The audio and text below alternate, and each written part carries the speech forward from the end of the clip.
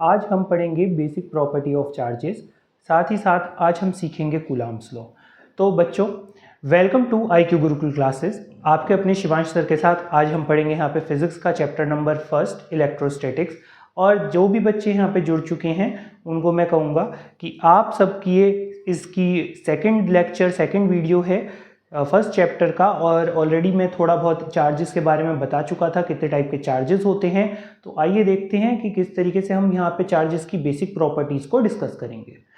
सबसे पहले बात करें अगर basic properties of electric charge, तो चार्ज क्या होता है, एक स्केलर क्वांटिटी होती है। चार्ज पे जो पॉजिटिव या नेगेटिव चार्ज आता है उसकी कोई डायरेक्शन नहीं होती, और उसको हम एक एज अ स्केलर क्वांटिटी ही अज्यूम करते हैं, मानते हैं, और वो होती भी एक स्केलर क्वांटिटी है। आपको अगर पता हो कि वेक्टर क्वांटिटी और स्केलर क्वांटिटी के अंदर डिफरेंस क्या होता है, तो वेक्टर क्वांटिटी वो क्वांटिटीज़ होती हैं जिसके अंदर मैग्नीट्यूड के साथ साथ डायरेक्शन होता है। लेकिन जब हम बात करेंगे सिर्फ मैग्नीट्यूड की, तो वो quantity as a scalar quantity यहाँ पे देखी जाती है। अगर हम बात करते हैं इलेक्ट्रिक चार्ज की, तो इलेक्ट्रिक चार्ज कैसा होता है, एक स्केलर क्वांटिटी होता है। आपको ये बात बहुत अच्छे से पता होगी कि चार्ज की जो यूनिट होती है उसको हम कूलम्ब्स में डिफाइन करते हैं, डिनोट करते हैं। जैसे 5 coulomb, 6 coulomb, 2 coulomb, 3 coulomb, 1 coulomb, इस तरीके से हम इन्हें डिस्क्राइब करते हैं। Charge is always associated with मास। ये बहुत इंपॉर्टेंट पॉइंट है, और कहीं ना कहीं जब आप परमिटिविटी के बारे में पढ़ेंगे तभी आपको इस पॉइंट को याद रखना होगा। इसी पॉइंट के ऊपर पूरी परमिटिविटी है जो आपको समझने में हेल्पफुल होगी। यहाँ पे कह रहा है charge is always associated with mass. Charge mass से ही एसोसिएटेड होता है। अगर इसे मैं बिल्कुल सिंपल वर्ड्स में आपको समझाने की कोशिश करूं, तो यहाँ पे कह रहा है कि बिना मास के चार्ज एग्जिस्ट नहीं कर सकता, लेकिन बिना चार्ज के मास एग्जिस्ट कर सकता है। एग्जाम्पल के तौर पे हम क्लोरीन का एग्जाम्पल ले लेते हैं। यहाँ पे हमने क्लोरीन का एग्जाम्पल ले लिया जिसका एटॉमिक नंबर कितना है, 17। एटॉमिक नंबर इसका हो गया 17, यानी कि इस पे नंबर ऑफ इलेक्ट्रॉन्स कितने हो गए, 17, 17 numbers of electrons, and number of protons कितने हो गए इसके ऊपर, 17। अब ये क्या है, ये एक एटम है, एटम का मास होगा, बिल्कुल आपको पता है एटॉमिक मास यूनिट में इसका मास निकालते हैं, एटम का मास होगा, और इस पे कोई भी चार्ज नहीं है, इस पे कोई भी चार्ज नहीं है। लेकिन जब क्लोरीन एक इलेक्ट्रॉन लेगा, जब एक इलेक्ट्रॉन का एडिशन होगा, इसके अंदर एडिशन ऑफ इलेक्ट्रॉन होगा, तो यहाँ पे टोटल इलेक्ट्रॉन कितने हो जाएंगे, 18 इलेक्ट्रॉन्स हो जाएंगे, and eventually it will get a negative charge. इस पे एक नेगेटिव चार्ज आ जाएगा। यानी कि जब किसी ऑब्जेक्ट का कोई मास होगा तभी उसके ऊपर क्या होगा, चार्ज गेन होगा। ऐसा नहीं है कि वहां पे कोई मास एग्जिस्ट ही ना करता और उसके ऊपर चार्ज आ जाए। तो यहाँ पे आपको समझना होगा कि charge is always associated with मास। जब मास होगा तो चार्ज होगा, अगर मास नहीं होगा तो चार्ज भी नहीं होगा। मास बिना चार्ज के एग्जिस्ट कर सकता है। Next, additive nature of electric charge. आप सभी को पता है कि जैसे हम नॉर्मल क्वांटिटीज को ऐड करते हैं, 1 2 3 4 5 6 नॉर्मली एडिशन या सब्ट्रैक्शन करते हैं, उसी तरीके से ये एडिशन या सब्ट्रैक्शन होगा चार्जेस का। अगर किसी बॉडी के ऊपर बहुत सारे चार्जेस लग रहे हैं तो जो उसका एल्जेब्रिक सम होगा वही क्या होगा, टोटल नंबर ऑफ चार्जेस होगा। फॉर एग्जाम्पल, अगर अपोजिट डायरेक्शन में होंगे तो सब्ट्रैक्ट हो जाएंगे, सिमिलर में है तो ऐड हो जाएंगे, एंड सो ऑन। तो यानी कि बिल्कुल जैसे हम एल्जेब्रिक वैल्यूज को ऐड या सब्ट्रैक्ट करते हैं उसी तरीके से हम चार्ज को ऐड करेंगे यहाँ पे। तो addition, additive nature of electric charge से इसका यहीं पे मतलब आता है। बात करेंगे अगली टर्म की। अगली टर्म का मतलब है यहाँ पे क्वांटाइजेशन ऑफ इलेक्ट्रिक चार्ज। ये भी एक एडिटिव प्रॉपर्टी होती है चार्ज की।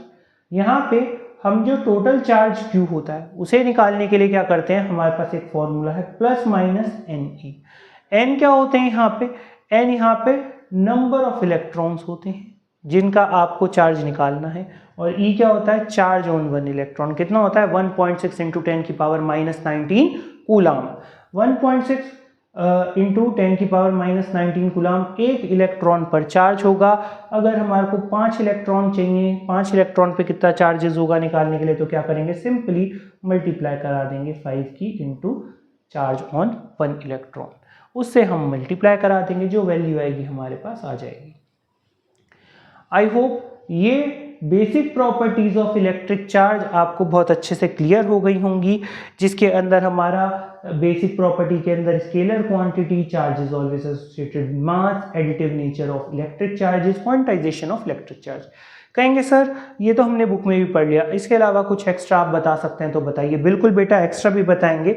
इसके अलावा आप यहाँ पे यूज़ कर सकते हैं, अगर आप भूल जाते हैं और आपको 4 या 5 पॉइंट फ्रेम करने हैं तो आप यहाँ पे कंजर्वेशन ऑफ चार्ज यूज़ कर सकते हैं। बिल्कुल, कंजर्वेशन ऑफ चार्ज क्या कहता है? Charge can neither be created nor destroyed. ना तो चार्ज को हम क्रिएट कर सकते हैं ना वो डिस्ट्रॉय होता है, but it can be transform from one body to another. एक बॉडी से दूसरी बॉडी में वो ट्रांसफर हो जाएगा, और यही आपका क्या आता है यहाँ पे? Conservation of charge. तो ये हमारे पास एक एक्स्ट्रा पॉइंट था जो हमने यहाँ पे लिखा नहीं है। अगर आपको अपने पॉइंट्स इंक्रीज करने हैं तो आप बिल्कुल इसको भी यूज़ कर सकते हैं। बहुत ईजी और सिंपल मेथड से आप इन्हें क्रिएटिवली लिख सकते हैं, इनके बारे में थ्योरेटिकली। चलिए आगे चलते हैं। आगे चल के बात करते हैं हम यहाँ पे कूलॉम्स लॉ की। बेसिकली हम यहाँ पे कूलॉम्स लॉ को समझेंगे, और समझने के लिए हमारे को थोड़ा सा पीछे जाना पड़ेगा, ज़्यादा पीछे नहीं, क्लास 9th में। तो क्लास 9th में हमारे पास एक चैप्टर था ग्रेविटेशन, क्योंकि 11th में तो आपने पढ़ाई करी नहीं, करी होगी तो वहाँ पे भी था ग्रेविटेशन। चलिए थोड़ी सी बात यहाँ पे क्लास 9th ही कर लेते हैं। क्लास 9th में हमारे पास चैप्टर था ग्रेविटेशन। ग्रेविटेशन में उसमें बताया गया था कि अगर हमारे पास दो ऑब्जेक्ट्स हैं जिनके मासेस क्या हैं? m1 और m2। ऐसे ही बताया गया था कि दो बड़े बड़े ऑब्जेक्ट हैं। कैसे हैं? बड़े बड़े ऑब्जेक्ट, छोटे ऑब्जेक्ट नहीं हैं, बड़े ऑब्जेक्ट हैं, बड़े मासेस की बात कर रहे हैं, जिनका बहुत बड़ा वॉल्यूम है। उनके बीच में फोर्स लगती है, और जब वो कितना r डिस्टेंस सेपरेटेड, कितना r डिस्टेंस सेपरेटेड रहते हैं, तब यहाँ पे फोर्स का फॉर्मूला निकाला गया था। F इजिकल्स टू G, यहाँ पे ग्रेविटेशनल कांस्टेंट आ गया था, और यहाँ पे हमने रख दिया था m1 m2 अपॉन r²। यानी कि इससे पता लग रहा था कि जो फोर्स थी बिटवीन द टू मासेस वो डायरेक्टली प्रोपोर्शनल थी और इनवर्सली प्रोपोर्शनल थी square times of their distance. यानी कि दोनों ऑब्जेक्ट के बीच में जितना डिस्टेंस है उसके स्क्वायर टाइम्स की क्या थी? इनवर्सली प्रोपोर्शनल थी। चलिए समझते हैं अब हम कूलॉम्स लॉ को। यहाँ पे हम कूलॉम्स लॉ को समझते हैं। कहाँ से आया कूलॉम्स लॉ, कैसे आया, क्यों आ गया, यहाँ पे बात करेंगे बहुत स्मॉल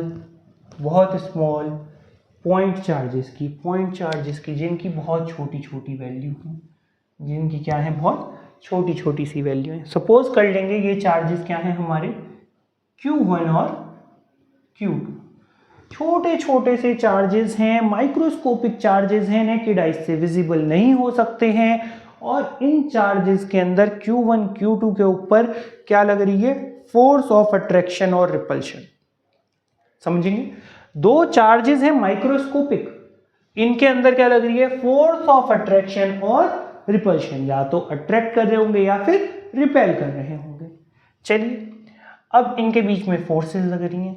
ये r डिस्टेंस सेपरेटेड हैं, एक दूसरे से कितने डिस्टेंस? r डिस्टेंस सेपरेटेड हैं। तो कूलॉम्स लॉ के अकॉर्डिंग जो फोर्स होगी F, यहाँ पे फोर्स को F लिख लिया, ये डायरेक्टली प्रोपोर्शनल होगी प्रोडक्ट ऑफ चार्जेस। समझ रहे हैं? इन दोनों चार्जेस का प्रोडक्ट कर लेंगे। क्या कर लेंगे? प्रोडक्ट किसका कर लेंगे? Q1 Q2 का। तो फोर्स क्या होगी? डायरेक्टली प्रोपोर्शनल हो जाएगी Q1 Q2 के। बहुत सिंपल है, इसे पहला पॉइंट बना लीजिए, फर्स्ट इक्वेशन लिख दीजिए कि फोर्स डायरेक्टली प्रोपोर्शनल किसके होगी? Q1 एंड Q2 के। Q1 एंड Q2 के डायरेक्टली प्रोपोर्शनल होगी। अब आप सोचिए, दो ऑब्जेक्ट हैं, एक दूसरे को अट्रैक्ट कर रहे हैं। अगर उनकी हमें अट्रैक्शन फोर्स कम करनी है तो क्या करें? दोनों को दूर दूर कर देंगे। क्या कर देंगे? दूर दूर कर देंगे। यानी कि अगर रिपेल कर रहे हैं, पास होंगे तभी तो रिपेल करेंगे, बहुत दूर दूर हैं तो उनके बीच में कोई फोर्स लगेगी ही नहीं। यानी कि क्या होगा? डिस्टेंस के जो फोर्स होगी, चाहे वो अट्रैक्शन की चाहे रिपल्शन की, वो क्या होगी? इनवर्सली प्रोपोर्शनल होगी square times of the distance between them. r से रेडियस नहीं है, r क्या है? यहाँ पे हमने टर्म यूज करी है r, distance between the 2 point charges. ठीक है, दो लोग पास हैं, दूर कब होंगे, लड़ाई हो गई, दूर चले गए तो उनके बीच में कुछ होगी, लड़ाई नहीं होने की, रिपेल नहीं करेंगे, एक दूसरे को धक्का ही नहीं दे सकते अगर दूर हैं तो। अट्रैक्ट भी कब करेंगे, जब एक दूसरे को देखेंगे तभी, चल भाई तू मेरे साथ चल, ठीक है ना, चलो मेरे साथ आप चलो। तो अट्रैक्शन और रिपल्शन कब होगा, जब डिस्टेंस कम होगी, और अगर डिस्टेंस ज़्यादा होगी तो क्या होगा, कुछ नहीं होने का, कुछ नहीं होने का। सपोज करेंगे कि एक जना है दिल्ली और दूसरा जना है मुंबई, कुछ होगा ना, अट्रैक्शन ना रिपल्शन, बहुत दूर दूर है, दूर दूर है, तो किसके होगा, फोर्स जो होगी इनवर्सली प्रोपोर्शनल हो जाती है square times of the distance between the two charges. दोनों चार्जेस के बीच में जो डिस्टेंस है उसके इनवर्सली स्क्वायर टाइम्स होगी इनवर्सली। इसे मान लेंगे क्या, सेकंड मान लेंगे इसे। चलिए बहुत इजी थी, पहली तो क्या थी, F directly proportional Q1 Q2 के, दूसरी थी F इनवर्सली प्रोपोर्शनल किसके, R स्क्वायर के। चलो भाई फर्स्ट और सेकंड इक्वेशन को जोड़ के देख लेते, क्या बनेगा, F डायरेक्टली प्रोपोर्शनल किसके बन जाएगा, Q1 Q2 upon R square, Q1 Q2 upon R square, यानी कि फोर्स क्या होगी, डायरेक्टली प्रोपोर्शनल किसकी होगी, product of charges Q1 Q2 और inversely proportional to the square of the distance between them. अब हमने इक्वल क्यों नहीं रखा, क्योंकि ये दोनों प्रोपोर्शनल थे, क्या थे, प्रोपोर्शनल। ये बढ़ेगा, अगर ये दोनों प्रोडक्ट बढ़ेंगे तो ये बढ़ेगा, ठीक है ना, ये बढ़ेगा तो ये घटेगा, हम ये प्रोपोर्शनल रख रहे थे, लेकिन अब क्या लगाना पड़ेगा, इक्वल। इक्वल लेके आएंगे इसे, इक्वल लेके जब आएंगे तो यहाँ पे क्या आएगा, एक प्रोपोर्शनैलिटी कांस्टेंट के, क्या आएगा यहाँ पे, प्रोपोर्शनैलिटी कांस्टेंट आएगा जिसे हम कहते हैं के। तो यहाँ पे आ जाएगा F इजिकल्स टू के Q1 Q2 upon R square, यही तो कूलम्ब्स लॉ है, F इजिकल्स टू के Q1 Q2 upon R square. चलिए ये आ गया हमारा कूलम्ब्स लॉ, देखो बिल्कुल कूलम्ब्स लॉ के सामने आ गया, देख सकते हैं कूलम्ब्स लॉ लिखा है, सामने आ गया, F इजिकल्स टू के Q1 Q2 upon R square. अब यहाँ पे K क्या होता है, K होता है आपका 1/4 पाई एप्सिलॉन नॉट, इसकी ही बात पहले कर रहा था मैं, permittivity of free space epsilon not. 4 पाई ये तो कांस्टेंट टर्म्स हैं, 4 और पाई 22/7 या 3.14, epsilon not permittivity of free space क्या होती है, ये कैसे लिखते हैं, ऐसे बना देते हैं, ये हो गई permittivity of free space epsilon not. और अगर हमने ऐसे लिख दिया तो परमिटिविटी ऑफ द मीडियम, जो भी मीडियम होगा मीडियम का नाम लिख देंगे, परमिटिविटी होती है। क्या कह रहे हैं सर, क्या परमिटिविटी है, नाम तो सुन लिया परमिटिविटी, लेकिन होती क्या है समझेंगे। हमने कंसीडर करा कि एक वैक्यूम स्पेस है, क्या है, एक वैक्यूम स्पेस है, वैक्यूम रीजन है, यहाँ पे बात हो रही है एप्सिलॉन नॉट की परमिटिविटी ऑफ फ्री स्पेस की। एक वैक्यूम रीजन है जहाँ पे कुछ भी नहीं है, अगर वैक्यूम है जहाँ हम वैक्यूम कह रहे हैं और वहाँ पे कुछ भी नहीं है, तो यहाँ पे अगर कुछ भी नहीं है तो क्या यहाँ पे कोई मास होगा, नहीं होगा। लेकिन हम क्या कह रहे हैं कि यहाँ पे एक्सटर्नल इलेक्ट्रिक फील्ड जब हम अप्लाई कराते हैं, जब हम एक्सटर्नल इलेक्ट्रिक फील्ड अप्लाई कराते हैं तो क्या होते हैं, चार्जेस मूव होते हैं, कह रहे हैं इसके थ्रू चार्जेस मूव हो जाते हैं, यानी कि ये फ्री रीजन कंडक्शन करा देता है, यानी कि ये फ्री रीजन क्या हो जाता है, एक्सटर्नल इलेक्ट्रिक फील्ड के अंदर रख के ये एक चार्ज प्रोड्यूस करा देता है, ये खुद क्या हो जाता है, उससे चार्ज हो जाता है यहाँ पे, यानी कि चार्ज को पास कराने देता है। ऐसा कैसे हो सकता है, लेकिन होता है ऐसा, यानी कि इसकी एबिलिटी इस रीजन की कि वो इलेक्ट्रीफाइड हो सके, मैग्नीफाइड हो सके, या उसके अंदर से कंडक्शन हो सके, जिसको हम क्या कह रहे हैं, फ्री स्पेस या फ्री रीजन। देखिए हमारे को नहीं पता यहाँ पे क्या है, क्योंकि हमारी साइंस, आप सबकी साइंस जो भी हम पढ़ते हैं, ये क्या है, ह्यूमन एक्सपीरियंस एंड एक्सपेरिमेंट्स हैं जो कि रिकॉर्डेड फॉर्म में है, और जितनी नॉलेज अभी तक साइंस में इकट्ठा हुई है उससे हम क्या बता देते हैं कि फ्री स्पेस होती है, वैक्यूम में कुछ भी नहीं होता। लेकिन अगर ऐसा होता तो यहाँ पे इलेक्ट्रिक फील्ड कैसे प्रोड्यूस हो जाती, आपको बताया था कि चार्ज जो होता है एसोसिएटेड विद मास होता है, मास तो इंडिपेंडेंट रहेगा, अगर मास होगा तो चार्ज होगा, तो यहाँ पे चार्ज अगर ट्रांसमिट हो रहा है, जा रहा है, तो यानी कि कुछ तो वैल्यू है।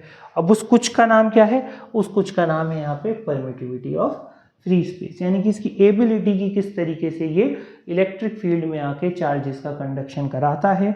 और इसकी वैल्यू होती है यहाँ पे 8.85, इसको हम और लिख सकते हैं यहाँ पे एप्सिलॉन नॉट की वैल्यू आ जाती है यहाँ से, इसकी आ जाती है 8.85 इंटू 10 की पावर, जल्दी से बताएंगे कितनी होती है, जल्दी से बता दीजिए। 8.85 इंटू 10 की पावर -12 होती है। 8.85 इंटू 10 की पावर कितनी होती है, -12। देख सकते हैं यहाँ पे। कहेंगे सर ये तो आपने बता दिया, लेकिन अब इस वैल्यू का हम करें क्या, यहाँ पे रख दें, इस वैल्यू को रख दीजिए, तो यहाँ से क्या आ जाएगी, के की वैल्यू। क्या आ जाएगी यहाँ से, के की वैल्यू। कितनी होती है के की वैल्यू, कितनी होती है बेटा के की वैल्यू, रख के जल्दी से बताइए। के की वैल्यू कितनी आएगी यहाँ पे, यहाँ आएगी आपकी 9 इंटू 10 की पावर 9 न्यूटन। कितनी जाएगी यहाँ पे, 9 इंटू 10 की पावर 9, 9 इंटू 10 की पावर 9 के की वैल्यू आपके पास आ जाएगी। कोई दिक्कत इसमें, कोई दिक्कत नहीं है, के की वैल्यू आ गई हमारे पास। चलिए अब हम यहाँ से क्या करेंगे, हम कोशिश करेंगे कि 1 कूलाम की एक डेफिनेशन क्रिएट करें कि कब कहेंगे कि हमारा 1 कूलाम का चार्ज है। तो हम मान लेंगे कि अगर ये दोनों चार्जेस, ये इक्वेशन हमने यहाँ पे देखते हैं इसे आगे, F इजिकल्स टू के Q1 Q2 upon R²। Consider कर लेते हैं कि ये Q1 Q2 जो चार्जेस हैं ये किसके इक्वल हैं, 1 कूलाम के इक्वल हैं, और हमने इन्हें R को जो है हमने क्या करा, 1 मीटर अपार्ट रख दिया, यानी कि 1 मीटर अपार्ट रख दिया, दूर रख दिया। तो अब यहाँ पे फोर्स की वैल्यू क्या होगी, तो चलिए फोर्स की वैल्यू जल्दी से निकालते हैं। तो F इजिकल्स टू के की वैल्यू कितनी थी, ये रही हमारी 9 इंटू 10 की पावर 9, और यहाँ पे Q1 Q2 कितना आ जाएगा, 1C अपॉन यहाँ पे क्या जाएगा, 1M आ जाएगा आपका। तो यहाँ पे फोर्स क्या आ गई, यहाँ पे फोर्स कितनी लगेगी इनके बीच में, 9 इंटू 10 की पावर 9 न्यूटन फोर्स लगेगी। तो यहाँ से क्या निकल के आती है वैल्यू, एक हमारे पास निकाल के आती है वैल्यू 1 कूलाम की। तो 1 coulomb is the charge, 1 coulomb is the charge when we separate 2 point charges, है ना, with a distance of 1 metre, 1 metre के डिस्टेंस पे जब हम दोनों पॉइंट चार्जेस को सेपरेट कर देते हैं, and both the charges experience a force of 9 into 10 की पावर 9 न्यूटन। यानी कि जब हमारे ऑब्जेक्ट जो हमने पॉइंट चार्जेस रखे हैं वो सेम हैं, और अगर केस के अंदर किसके हैं, 1 कूलाम के हैं, और उनके ऊपर एक फोर्स लगती है 9 इंटू 10⁻⁹ न्यूटन की, चाहे वो अट्रैक्टिव हो चाहे वो रिपल्सिव हो। पहले हम बात कर लेते हैं रिपल्सिव फोर्स की। अगर उनके ऊपर फोर्स लगती है तो यानी कि वो क्या है, 1 कूलाम चार्ज है। कोई दिक्कत, 1 कूलाम 1C यहाँ लिख भी दिया था, कहाँ लिखा था, कहीं लिखा था, ये 1C 1 कूलाम। चलो ये तो हमारे को पता लग गया कि हमारी जो नॉर्मल यूनिट होती है वो क्या होती है, कूलाम होती है। बात करेंगे किसकी, CGS सिस्टम की। CGS सिस्टम क्या होते हैं, ये centimetre gram second, centimetre gram second में। अब इसके अंदर वैल्यू क्या होगी, क्या इसके अंदर भी हम कूलाम को कंसीडर कर लेते हैं, नहीं, इसमें कूलाम हम कंसीडर नहीं करते। इसके अंदर जो इसकी यूनिट आती है चार्ज की वो क्या होती है, 1 ESU। अब ये ESU क्या होती है सर, ये तो हमारे को पता ही नहीं है। तो आपकी ESU होती है electrostatic system of unit, electrostatic system of unit होती है आपकी यहाँ पे, ठीक है, इलेक्ट्रोस्टैटिक सिस्टम ऑफ यूनिट, या फिर इसे हम क्या कह देते हैं, और ये किसके ऊपर, 1 FR, यानी कि 1 फ्रैंकलिन, 1 फ्रैंकलिन। फ्रैंकलिन में भी हम इसको क्या लिख देते हैं, या फिर क्या लिख देते हैं, यहाँ लिख देते हैं स्टेट, और चार्ज के लिए क्या आ जाता है, कूलाम, तो स्टेट कूलाम, तो यहाँ आ जाता है COULOMB कूलाम। चलिए, यानी कि 1 स्टेट कूलाम, स्टेट मतलब स्टैटिक, स्टैटिक कूलाम, 1 ESU और 1 फ्रैंकलिन और 1 स्टैटिक कूलाम, ठीक है। ये आपकी क्या आ जाती है यहाँ पे CGS सिस्टम में यूनिट आ जाती हैं। तो हमने ये पढ़ लिया, हमने कूलम्ब्स लॉ पढ़ लिया। नॉर्मली कूलम्ब्स लॉ बहुत सिंपल था, 3 इक्वेशन के अंदर यहाँ पे हमने वैल्यूज़ निकाल ली थी। हमने यहाँ पे के की वैल्यू निकाल ली, हमने एप्सिलॉन नॉट की वैल्यू निकाल ली, हमने एप्सिलॉन नॉट समझ लिया, परमिटिविटी ऑफ फ्री स्पेस समझ लिया। कितने ईजीली हमने समझ लिया, बिल्कुल आप बिल्कुल इसे ईजीली ही पढ़ेंगे। सारे के सारे टॉपिक्स बहुत ईजी हैं, ऐसे एज सच कोई हार्ड टॉपिक्स नहीं है। आप क्या कर सकते हैं, आप बुक उठा सकते हैं, साथ ही साथ आप मेरे साथ साथ पढ़ सकते हैं, बुक के अंदर नोट डाउन कर सकते हैं, हाइलाइटर लेके हाईलाइट कर सकते हैं। आप अगर यहाँ पे वीडियो के साथ साथ अपनी बुक्स और नोटबुक लेके रहेंगे, पढ़ेंगे, तो आपको पढ़ने में भी मज़ा आएगा। हम तो पढ़ाएंगे, हमारी तो पूरी कोशिश है आपकी हेल्प करने की, लेकिन अगर आप साथ साथ पढ़ेंगे तो बिल्कुल आपको मज़ा आएगा। चलिए आगे बात कर लेते हैं, यहाँ पे आगे बात कर लेते हैं किसकी, एब्सोल्यूट परमिटिविटी ऑफ मीडियम। कहेंगे ये क्या होती है एब्सोल्यूट परमिटिविटी ऑफ मीडियम। अभी हमने पढ़ा था permittivity of free space. Free space के बारे में बात करी थी, उसका नाम क्या था हमारा, उसका नाम था एप्सिलॉन नॉट। अब हम बात करेंगे किसकी, absolute permittivity of medium. Medium के बारे में बात करेंगे। जैसे मैंने बताया था कि अगर मीडियम होगा, किसी एक मीडियम को ले लेंगे, कोई भी हमारा मीडियम है, तो उसके अंदर हमने 2 चार्जेस प्लेस कर दिए, तो उन पर फोर्सेज इन मीडियम कितनी लगेगी, ये आपकी लग जाएगी यहाँ पे 1/4 पाई एप्सिलॉन। अब एप्सिलॉन क्या होगी यहाँ पे, परमिटिविटी ऑफ मीडियम होगी, परमिटिविटी ऑफ मीडियम हो जाएगी, इनटू के मल्टीप्लाई क्या हो जाएगा यहाँ पे Q1 Q2 upon R square. चलिए Q1 Q2 upon R square, मैं यहाँ पे ये सब इरेज कर देता हूँ। अभी हमने इन वैक्यूम या इन फ्री स्पेस, है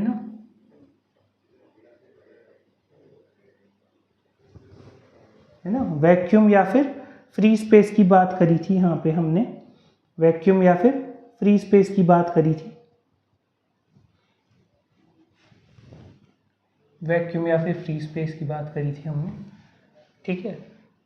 तो उसके अंदर कितना आ गया था, 1/4 pi epsilon naught Q1 Q2 upon R square, Q1 Q2 upon R square.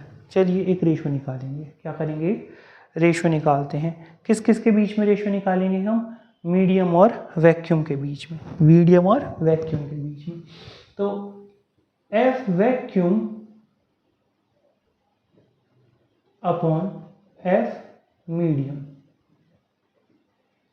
जब ये हम करेंगे तो क्या आ जाएगा यहाँ पे 1/4 pi epsilon naught Q1 Q2 upon R square, और अपॉन में आ जाएगा यहाँ पे हमारा, यहाँ पे आ जाएगा 1/4 pi epsilon Q1 Q2 upon R square. ये आर स्क्वायर से आर स्क्वायर कट गया, Q1 से Q2 से ये कट गया, पाई 4 पाई से 4 पाई कट गया यहाँ पे। तो यहाँ पे क्या आ गया हमारे पास, F vacuum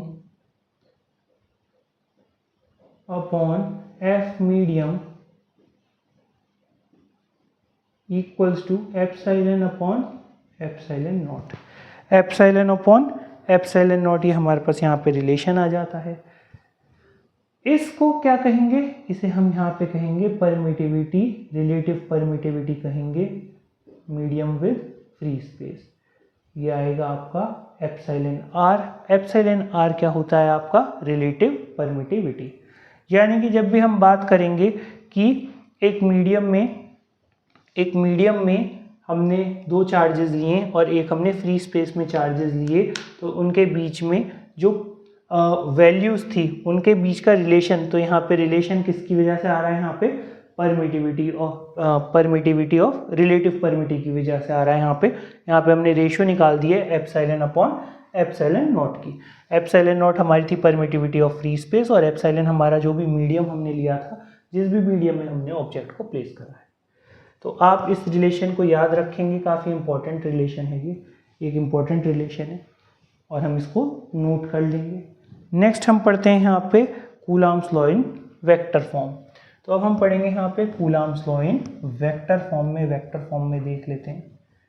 basically vector form में हमारे को यहाँ पे देखना होगा कि फोर्सेस किस तरीके से एक्ट करती हैं, और हमारा जो भी सिस्टम हम यहाँ पे रखते हैं, दो चार्जेस रखते हैं, उन्हें डिस्टेंस r से सेपरेट करते हैं, उन पे किस तरीके से एक्ट करेंगी। बहुत सारे बच्चे हैं स्कूल में पढ़ चुके हैं इस टॉपिक को, बट उन्हें आज तक भी समझ में नहीं आया कि डायरेक्शन कहाँ होगी, कहाँ 1 2 रखना है, कहाँ 2 1 रखना है। आइए समझते हैं। समझने के लिए हमने सबसे पहले क्या करा, यहाँ पे दो चार्जेस रख लिए हैं Q1 एंड यहाँ पे एक चार्ज रख दिया है Q2। ये दोनों ही r डिस्टेंस अपार्ट हैं, बिल्कुल बेसिक सी ये गिवन इंफॉर्मेशन है। अब यहाँ पे बहुत समझेंगे और देखेंगे, चीज़ों को बहुत अच्छी तरीके से देखेंगे, ठीक है। यहाँ पे Q1 चार्ज के ऊपर Q2 चार्ज से एक फोर्स लगेगी, एक फोर्स आके ऐसे लगेगी, ये समझ लीजिए Q2 चार्ज ने इस पर धकेला, Q2 चार्ज ने क्या करा, Q1 को धकेला, इस तरीके से धकेला धकेला, इधर इधर इधर फोर्स इधर लगेगी, बिल्कुल लगेगी, फोर्स इधर लगेगी। तो किसने किसको धकेला, किसने किसको धकेला बेटा, 2 ने 1 को धकेला, 2 चार्ज ने 1 चार्ज को धकेला, उसने लगाई। तो यहाँ पे फोर्स जो लगी कहाँ लगी, 1 पे लगी 2 की वजह से, 1 पे लगी 2 की वजह से, तो F12 किधर, उधर की तरफ। चलिए अब कंसीडर करेंगे कि Q2 चार्ज के ऊपर फोर्स किसकी वजह से लगी, Q1 की वजह से, किधर, इधर, इसे भूल जाएंगे। अब इसे सेपरेट मान के चलेंगे, यहाँ से इधर की तरफ ऐसे लगेगी, ऐसे लगेगी, तो यहाँ पे क्या जाएगी, ये आ जाएगी यहाँ पे F21, 2 पे लगी 1 की वजह से। समझ रहे, आपको बुक में क्लास में कोई ये चीज़ें नहीं समझाता जितनी मैं डिटेल में समझाने की कोशिश कर रहा हूँ। समझाते हैं तो बहुत अच्छी बात है, जो नहीं समझ पाए थे अब समझ लेंगे कि 1 के ऊपर फोर्स लगी है सेकंड चार्ज की वजह से, तो इधर लगेगी, और 2 पे लगी है फर्स्ट की वजह से, तो फोर्स इधर लगेगी। ये तो हमारे को क्लियर हो गया, ये क्लियर हो गया, बहुत अच्छी बात है अगर क्लियर हो गया। अब क्वेश्चन अराइज होता है सर वो R12 R21 कैसे लगता है, वो हम समझेंगे, बिल्कुल समझेंगे अभी।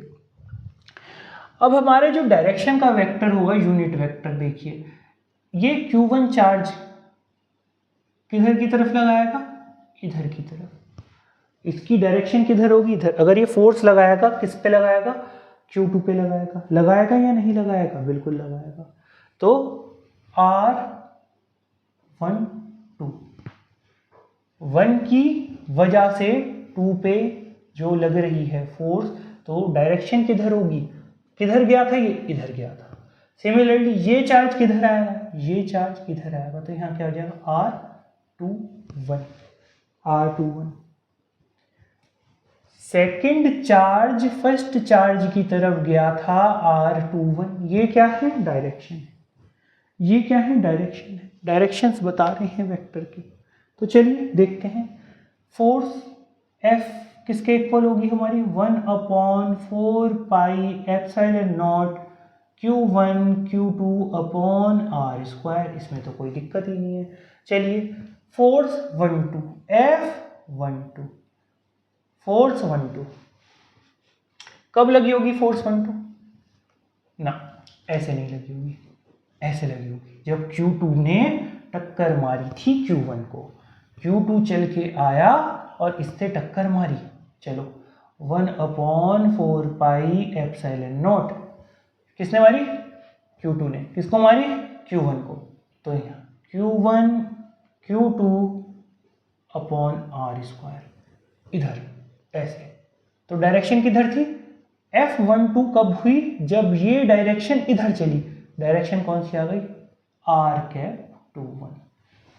समझ में आया, R⁻21 क्यों लिया, ये यहां से इधर चला है, ये वाली डायरेक्शन, Q2 ने टक्कर मारी थी Q1 को, तब F12 फोर्स जनरेट हुई थी। फर्स्ट इक्वेशन मान लेंगे। बात करेंगे किसकी, F21 की, F21 की बात करेंगे। F21 ये वाली, ये इधर इधर इधर कब जाएगा, जब ये Q1 ने इसको हिट करा, Q1 ने क्या करा, Q2 को हिट करा। किधर चला होगा, ये चला है, ये वाला चला है, ये चलेगा किधर, इधर। तो क्या आ जाएगा यहाँ 1/4 pi epsilon naught Q1 Q2 upon R², और यहाँ यूनिट वेक्टर कौन सा लगेगा, R⁻12। ये हमारी सेकंड इक्वेशन। चलिए ये दोनों बातें आपको क्लियर हो गई।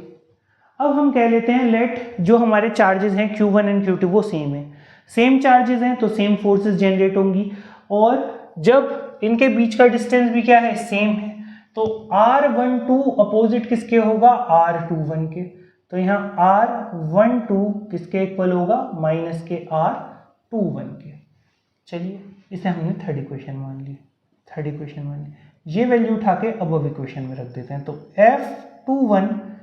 F21 किसके इक्वल हो जाएगा, 1/4 पाई एप्सिलॉन नॉट, यहाँ जाएगा Q1 Q2 upon R square, और R12 की जगह क्या रख रहे थे हम यहाँ पे, माइनस के R21, तो इसकी जगह क्या रख देंगे, माइनस के R21। चलिए माइनस का साइन बाहर मल्टीप्लाई में ले आते हैं, क्या हो जाएगा, माइनस के 1/4 pi epsilon naught Q1 Q2 upon R square, और यहाँ आ जाएगा आपका R21। ये मैंने माइनस का साइन था बाहर ले लिया, बाहर निकाल लिया। अब इस वैल्यू को देखेंगे ध्यान से, 21 वाली, ये रही ये वैल्यू, यहाँ क्या है, ये F21, ये किसके इक्वल हो गई, ये पूरी वैल्यू यही तो है, तो इसे हम F12 नहीं लिख सकते, बिल्कुल लिख सकते हैं। तो F21 किसके इक्वल हो जाएगी, माइनस के F12, यानी कि जो फोर्स लगेगी किस पे लगेगी, सेकेंड चार्ज पे लगेगी फ्रॉम द फर्स्ट, वो क्या होगी, अपोजिट होगी फोर्स के, किसके, चार्ज फर्स्ट पे जो लग रही है सेकेंड की वजह से। देखेंगे, याद करेंगे, न्यूटन्स का लॉ है ना, क्या कहता है, क्या कहता है, every reaction has equal and opposite reaction, यही है, यही कहता है, इक्वल एंड अपोजिट रिएक्शन, हाँ या ना, जल्दी से बता दीजिए कौन सा लॉ था, भूल गए, थर्ड लॉ था। ये थर्ड लॉ को सेटिस्फाई करता है, यहाँ पे क्या करता है, ये थर्ड लॉ को सेटिस्फाई करता है, और ये बता देता है कि यहाँ पे जो फोर्सेस होंगी वो इक्वल होंगी, और नेगेटिव साइन क्या बताता है कि opposite in nature, opposite in nature है। बस यही हमारे को समझना था। यहाँ पे वेक्टर फॉर्म इंपॉर्टेंट है, पेपर में जरूर आता है, अच्छे से कर लीजिएगा, इतना ही हम कर सकते हैं। अच्छे से तैयारी करें अपनी, टाइम बहुत कम है, 6 महीने का टाइम है, प्री बोर्ड आ जाएंगे अभी सबके। हाँ, जो हार्ड रियलिटी है वो है, डार्क है बिल्कुल एकदम, 6 महीने का टाइम है आपके पास, पूरा कोर्स कवर अप करना है और आपके प्री बोर्ड्स आ जाएंगे। तो हैंड टू हैंड यहीं पे कॉन्सेप्ट क्लियर करेंगे, और नेक्स्ट वीडियो में हम इसके आगे के टॉपिक्स को पढ़ेंगे। आज के लिए बस इतना ही, और आप IQ गुरुकुल क्लासेस पे जुड़े रहिए। मैथ्स की, केमिस्ट्री की और फिजिक्स की रेगुलर क्लासेस होती हैं, आप लोग यहाँ पे पढ़ सकते हैं बहुत अच्छे से, फ्री ऑफ कॉस्ट अभी हमारी सारी वीडियोस हैं। आप इनका जो है एडवांटेज ले सकते हैं, अपने फ्रेंड्स को इसका एडवांटेज दे सकते हैं, जो पढ़ना चाहते हैं, जो बहुत दूर रहते हैं, रिमोट प्लेसेस पे रहते हैं, वो अपने फ़ोन के थ्रू हमारी IQ गुरुकुल क्लासेस से जुड़ के पढ़ सकते हैं, अपनी स्टडी सक्सेस जर्नी को एक कदम आगे ले जा सकते हैं। Thank you so much and have a nice day.